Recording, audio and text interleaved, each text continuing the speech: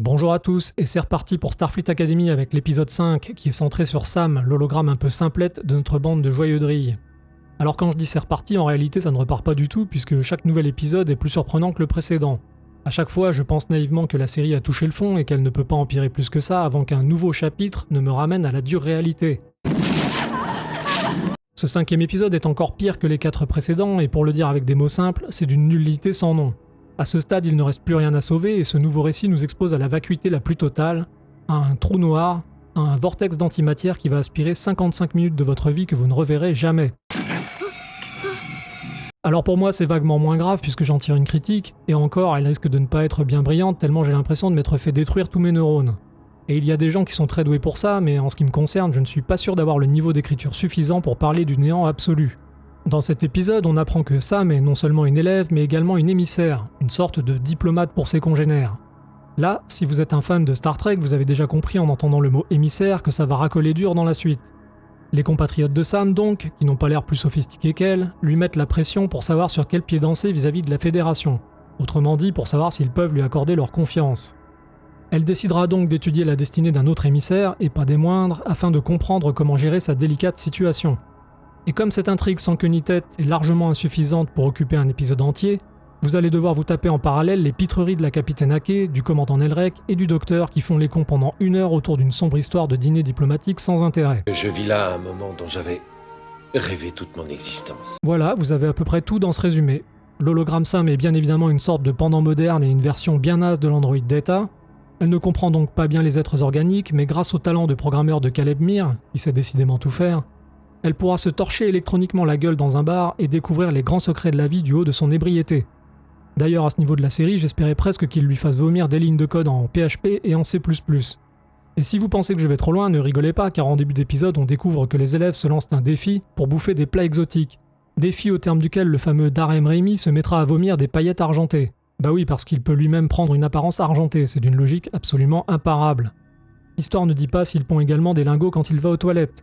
Vous voyez où on en est. Je n'ai jamais rien entendu de si ridicule de ma vie. Alors ça ne serait pas un épisode de Starfleet Academy qui se respecte si on n'y trouvait pas une grande leçon de philosophie. Je vous la fais courte, l'hologramme Sam découvre après sa murge que dans la vie, il vaut mieux rester soi-même et ne pas suivre les injonctions des autres. Voilà, je vous ai fait économiser 1 heure de votre vie. Cette grande leçon d'existence est emballée dans un récit dont le ton se veut léger et humoristique, ce qui est quand même extrêmement déroutant quand on sait que les épisodes 1 à 4 peuvent déjà difficilement être pris au sérieux. Je me demande pourquoi Star Trek a toujours autant de succès. Du coup, tout dans cet épisode 5 est sujet à la blague et à la dérision, alors que Sam commente les événements sur un ton qui se veut décalé, mais qui est juste ennuyeux, avec son insupportable voix off de niaise illuminée. Le problème, c'est que de la première à la dernière minute, rien n'est amusant, aucune blague ne fonctionne et aucune situation ne porte à sourire ne serait-ce que timidement. Faire de l'humour, ce n'est pas facile et c'est une tâche définitivement hors de portée des gens qui écrivent cette série, beaucoup trop occupés qu'ils sont à placer un maximum d'activisme woke et de propagande LGBTQ partout où ils le peuvent. C'est la moindre des choses. Et sur ce sujet, on sent que les scénaristes sont en train de prendre la confiance comme disent les kids et ils ont manifestement décidé de passer la seconde. D'ailleurs à mon avis ce n'est que le début, alors accrochez-vous.